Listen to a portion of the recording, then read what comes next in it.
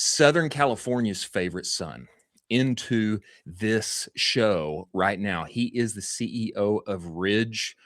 One has heard that he is, I have heard, I think that he has a new child among us and with us. And I think that is the case. I think that is the case. But many things to come from him. We want to talk to him about why this is the best time in existence to be in e-commerce, selling things on the internet. We need to welcome inside the show, Sean Frank, CEO of Ridge. Get in here. Get inside this show. What's up, everybody? Thank you for having me. I love the show, love the format. I do have a child. He's not directly with us right now. He's upstairs sleeping. That's okay. It's even better. It's even better. It's easier for daddy to work when a baby has a rest. That's how I think it works. Yeah, and I didn't know we were like a pair, like a duo thing. I thought you were just booking me. If you want to book him, there's a separate appearance fee. Oh, okay, a separate appearance fee. That's totally fair. Totally fair. Our people will contact his people, and we'll see if we can work that out. Sean, we appreciate you making the time and joining us, sir. I haven't talked to you in many years. I believe we were having oysters and we were downtown. No. We were in West Austin with Taylor Holiday. It was the first time I ever spoke with you, but we're glad to have you here now.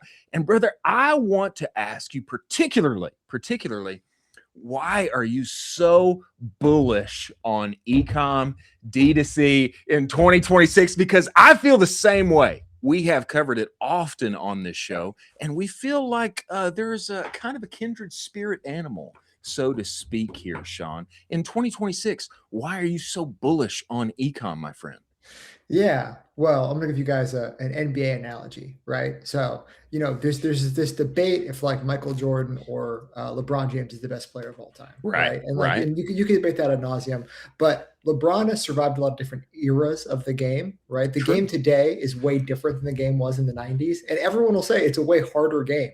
You got 7-foot freaks coming in from Europe. You got like people shooting 3-pointers, and it's kind of like Michael Jordan versus any player in the 70s. It's like, of course he's better. He can dunk. Like, they didn't do that back then. And the e-commerce analogy is the game today is so different that if you're currently playing it, you're just so much better than anyone who played it 3 years ago, 5 years ago. You survived tariffs, you survived COVID, you survived banks blowing up, financial crises, wars. We're in our second major war affecting gas prices, and we're still selling. That's true. That's true. So, if you survived all of that and you're still operating today, you're just way better than anyone before. A lot of the trash has been washed like down the stream, and you just have great operators. People are still buying more stuff than ever before. People are spending more time on screens than ever before. The tools are easier to use. With AI, you just ask it to do anything for you. You can have landing pages up in a day. So if you're down to lock in and grind, I mean, we'll see more billion-dollar brands built this year than the past 5 years before. Whoa. Ooh. That's some spice right there. Bar. And Sean, you recently tweeted out that you dropped basically $3 million of your own money through testing AppLovin. Can you talk about that? Because that is not a small amount of money. I mean, when people say, hey, I'm going to do a test, it's going to be, a $5,000, $10,000 test. Significant. You dropped $3 million on this for testing. Can you talk us through that and your rationale behind this? Yeah. Okay. Sponsored segment. We're talking about AppLovin. You guys are really working it in. Sponsor of the show. Sean. Let me just say, I love PostScript. Rocked after sale. Yes. I don't know what Seguno is, but I'm sure I love it. I agree. Okay. So here is the AppLovin journey. So we got into the beta in probably Q4 2024. So this was before they really had e-commerce advertisers, and I think it was like you had to spend $5,000, and the channel just ripped. We ended up spending more money on AppLovin in Q4 2024 than Meta, and it was a brand new channel. It's never happened before. Amazing. And then since then, it's just been an always-on channel. Like I spent over $3 million last year on it, and that wasn't even testing. That's just good results. It's crazy. So, I mean, we'll probably spend $5 million this year, $6 million. I mean, who knows, right? It's a more mature channel now. So they have better targeting. It's easier to use, like the creative. I think there's more knowledge and infrastructure built out around AppLovin. Like when we got started, it was like no one had any idea. They never sold any physical goods before. but they've made it way easier for people to use. So it's a mature channel now. Like it's not gonna, the early days it went from $0 to I was spending $2 million a month in Q4 2024. Yeah. But there's more advertisers now. I still recommend it as a great third channel for anybody. You want to go to Meta first, you want to go to Google after that, and then you want to add AppLovin, TikTok, Snapchat, like all those additional channels. It should be a part of your mix, and it'll be a multi-million-dollar channel for me. Sean, one thing that I have thought about a lot this year in terms of other places, and that's one of the reasons why I'm so hyped up about opportunities upon the interwebs as they grow and develop. One of the things that I've thought about so much is Whatnot. I've thought about Whatnot a ton just because it's very sweaty. It's very sweaty. And it's probably not the neatest fit for Ridge. I mean, one would think at this point, I would imagine you've got bets placed in so many categories, other places of spending, etc. But I am so excited about it because it is so sweaty. And I feel that there's going to be a significant amount of people that are willing to take the plunge and be on screen. And of course, we've had them on the show and have detailed their results, etc. But with their Shopify integration and all of the things that are happening there now, I feel like John Roman's a great example at BattleBox. I do feel there's a big op here for brands as well. Have you thought about this kind of live commerce development in 2026 very much? Well, it doesn't surprise me that the live show likes live shopping. Yeah, right. Exactly. Exactly. Yeah. Look, Whatnot is doing something very, very interesting. They're growing very fast. TikTok has this beautiful integration between they have live and they push lives aggressively, but then there's also the shop section, the GMV section. Like, so, right now we're gifting a bunch of creators. We get good creative back. Those creators can go live. Those creators can earn commission. We also start boosting those posts as GMV max posts. So like we try to get more sales for them, right? Yeah. We take that creative, we put it into Meta, and that's, I think, really the secret sauce. If you look at live shopping GMV on TikTok, it is still small. I mean, TikTok Shops GMV is 20 billion. That was probably 2 years ago, might be 50 billion now. So that's still small. Like 50 billion sounds like a lot of money, but you have to think that Amazon does $800 billion in GMV or whatever, right? Like, so there's a lot of GMV to be had. They're growing fast. Whatnot is very interesting. I think they have to add the other sections. They probably have to have a way to get recordings on there, like a short form video feed, the way to actually boost it and add product. You start putting all those things together, because I just don't know how big the actual appetite for live shopping is. I think it's a great channel. New channels are always good. You want to have as many new channels as possible. Whenever there's a new channel, there's new ways to make money. But I want to see a couple more things from Whatnot. They raised a bunch of money. I'm sure it's on their roadmap. They're going to have a short form video feed if they don't already. Interesting. So you think it will go the way of the rest of TikTok and kind of develop the entire ecosystem there and kind of A/B it. I mean, in some ways it'll be a very similar platform, probably different, but you think it'll go this other way to take advantage of the affiliates, etc. The apps have to have everything. So you can look at YouTube as an example. YouTube has live. People go live on YouTube. It has short, and then it has playback. What do you think gets the most views? It's normal videos, then short form, then live. And we've watched live only platforms struggle, which is Twitch. Like Twitch sucks as a platform. Like daily active users it's 2 million users. Like this show will get more users than. Is it 2 million users? That's shockingly small. Yeah, look, I could be wrong. I think it peaked at 10 million active users at one point, and that was during the pandemic. It could be at 5 now. I mean, look, I'm off the cuff. You can factor this. It's a live show for a reason. But what I'm saying is, like, this is not that many people. So the actual appetite for live content does exist. It's very interesting and nice to have, but I think apps need to have everything else built around that, right? And TikTok has proved that. TikTok has live. People go live. People watch lives, but then they're immediately back into the feed, watching short form video or on shopping or tying those things together. So that's an interesting point. That's an interesting point. You just brought up YouTube, which I'm a huge fan of, and you guys are a huge fan of at Ridge. You guys work with Marquees, who is one of the best creators on the entire platform. Could you talk about how brands should be approaching those kind of creators in 2026? What does that playbook look like? Because you have a pretty substantial rollout with him, and he's very well integrated within you guys. And so how should other brands who maybe aren't Ridge be approaching this? Okay, so yeah, we have a very unique relationship with Marquees. I mean, he's a co-owner of Ridge, which I think is awesome, by the way. Which is amazing. Yeah. Yeah. So we do products together. He has a board seat. Like, it's very, very integrated. And the average brand would recommend, hey, don't do that, because there's only so many Marqueeses, right? Yeah, like, it's true. Yeah. You know, the actual people on the platform who are iconic, it's 50 to 100. It's like, look, it's a big platform, and there's no joke, a million amazing creators who could help your business and move units and all that type of stuff. But the people like Marquees, like, you can count them on two hands, maybe.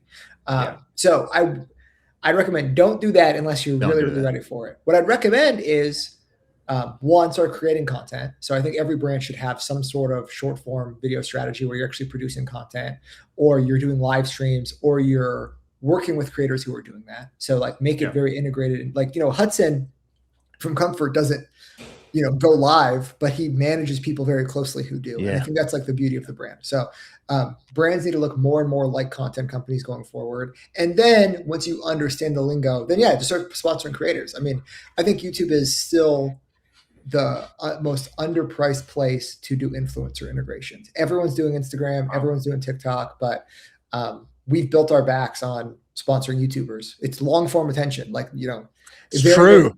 Yeah, very, very hard to get somebody to watch 45 minutes of a video, but Mr. Beast figured it out. Yeah, that's totally fair. That's totally fair. I have often wondered, Sean, in this vein of YouTube. For example, I used to work in the baseball industry. Baseball, brands aren't really there. There's just a couple of creators that really do numbers and are very well respected and are kind of iconic within the travel baseball niche. I always wondered if an up-and-comer, if they could somehow make a deal with somebody like Coach Rack, who we used to work with at Bruce Bolt, who's now become like the face of the Savannah Bananas and such. I always wondered if there could be a way to sweet talk somebody like that to make a bet on you early and be a part of the company. But yeah, it's like you said, it's probably not the move for everyone involved. Yeah, and you have to look, you're a brand builder. You're not like a talent manager or like an A&R, you know what I mean? Yeah. Like, we've worked with a lot of creators. Some of them went on to be really famous. Like Theo Von, we were very early sponsor of him. Were you really? We were the second sponsor Theo Von had. It's incredible. It was a local pizza place, and then it was us, right? And Theo Von has gone on to build an amazing career, and he's super famous. I thought he was really funny, but I thought a lot of people were really funny. And I'm not a talent manager. I couldn't have picked out that he was going to be a superstar, right? So if you have the eye and you can do that, fantastic. But when you start talking about giving away equity or long-term deals, like it's really hard to be famous. It's really hard to have the attention and be a breakout star. That's not the business I'm in. Well, I mean, Sean, dive into that, because you basically have seen so many creators over the years. What should brands be looking for? What attributes from creators should brands be looking for if they're maybe finding the next Theo Von and trying to avoid maybe not a good creator? We cut out. Oh, did we cut out? I'm back. Sean's back. He's back with us. You're back. Yeah, looking for the next Theo Von.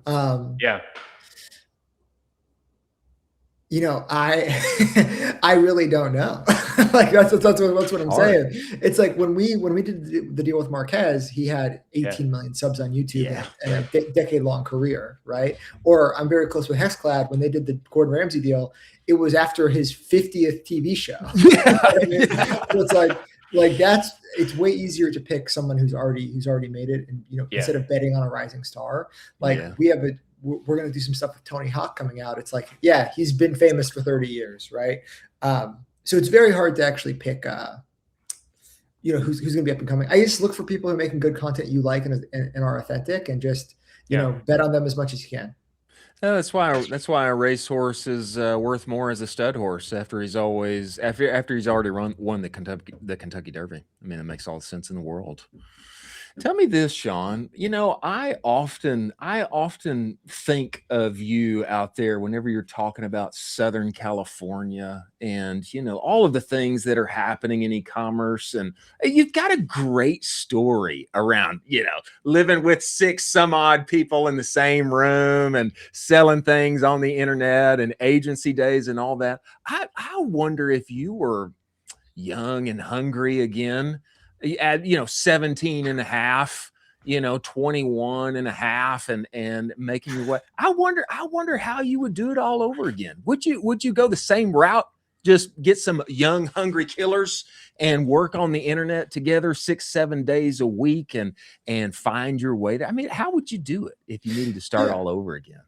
Yeah, if I was young, look, when I was young, I moved to Los Angeles because it was the cheapest big city. And like you could live in Los Angeles in Koreatown like I did, and I had an apartment that was like $1,000 a month, right? And I'm from Seattle where like apartments were $2,000 a month. I just couldn't afford to live in Seattle. So big difference.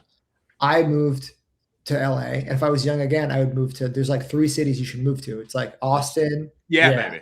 Miami, baby. Or New York City still has like a lot of appeal to it. So you want to go there. You want to find other young people who are broke, and I would go all in on short form video creation, and I ended up like making a short form video agency, right? So like I manage creators and influencers and whatever, and AI creative. I would just get like amazing at it, and I would find a bunch of brands to pay me money. I'd build an agency all over again. I think you could build an agency doing $2 million a year. Then I'd find a client and I'd roll my agency into the client, and it'd be the next Gruns, and I'd sell it. I'd run it exactly back. But the cultural power is shifting outside of LA to Austin. Like if you're going to be young, move to Austin because you can afford to fucking live there. Come on. Rent's down. Rent's cheap. We overbuilt on purpose. And now we've got room for all the future Sean Franks. That's what I'm saying, Sean. Yeah, I think you could probably get an apartment in Austin for $1,000 a month, and it's the only major city you can do that. So that's where I'd move and do it all over again. And I mean, the word is out that when SpaceX IPOs, we're going to have some newly minted billionaires here, and apparently this is going to be the next best place to build hardware and all of the things out here. I mean, Proto Town and all of the things happening with here. I strongly agree with this thesis, Sean. We need all of the next generation of Sean Franks to come here, and then we all need to go to dinner downtown in Austin together. Yeah, look, it's a network effect, right? Like the reason why Silicon Valley or LA or New York were hubs is because other cool people were there, and you want to be around cool people. But when you don't build stuff and you let homeless people light shit on fire, it's like, okay, well, yeah, I'm gonna come. Not the move, Austin, I guess. Not the move, Sean. I mean, you've done so much now. I mean, one would think, do we just run Ridge up forever? I mean, do we start selling wallets on the moon? You know what? How long does this thing go, Sean? You ever thought about that? Yeah, look, we just had our fastest growing month in over 3 years at our scale. Whoa, so, incredible. This month we might end the month up 90% year over year, and in a business that's never had a down month. Seriously, 90% year over year. It could happen this month, is what I'm saying. So, we continue to grow really fast. Things continue to work for us. So until it stops being fun, I'm gonna keep doing it. I mean, I feel that. To be honest, that's how I feel about this show. Go ahead, Colin. I was just going to say, I mean, I think a lot of that is due to the product expansion that you've had. Do you have any more ideas that you're cooking up that you could share with us where you're kind of seeing the next evolution of Ridge now? I think one of the best bets that you guys had was on wedding rings, and also the travel was so amazing. But do you have any more bets that you'd like to kind of go in maybe this next year and maybe possibly future years? Yeah, look, I think people got. I talk about this publicly. Yeah, the wedding ring business is it's above $30 million a year. It's incredibly profitable, and it's just a bolt-on business. Like brand new customers, just very easy to add on. It's so nice. What I'll say is, brands got way too precious about protecting. Like who they are, like who their customers, and waiting for permission to go to new categories. We're gonna try to be like Shark Ninja. It's like whatever. I'm gonna try to sell everything. Like Shark Ninja sells. They got water bottles and blenders and vacuums, and I'm like, they have no guardrails about what they'll end up selling. So that's what I'm trying to do. But do I have more product ideas? Yeah, look around you. What's in your house? I'm gonna try to sell all those things that you already bought. Now you'll buy it from me. I do think, I know that men are classically kind of a tough buy, but I do think, once I get convinced of something that I like, I basically just keep buying it forever. Yeah. And if I like a Ridge wallet and I like Ridge suitcases, everybody brags about them on the timeline. Why wouldn't I just keep buying whatever Sean rolls out? I mean, that makes sense to me. Yeah, look, and the secret of the business is if you guys are married or you guys have parents or you guys have kids or you have cousins, you have a birthday, you have Christmas, somebody's going to buy you something every single year. That's right. You got to make more stuff for gift givers. So that's right. There was a big opening in the market is what do you buy 35-year-old men for Christmas? And that's why I made the Ridge wallet, the luggage, everything else we have coming out. Wow. Well, I tell you what, if Sean Frank ever IPOs, I'm buying stock in him personally, and I'm buying stock in Ridge if that ever IPOs either. Not financial advice, of course. Not financial advice. But brother, we appreciate you making the time and enjoying having you. And please kiss your new one for us and tell him sweet dreams. And we look forward to having you back someday, big boy. Thanks for having me on, guys. Appreciate the show. I love it how it's done. Thank you so much. Thank you.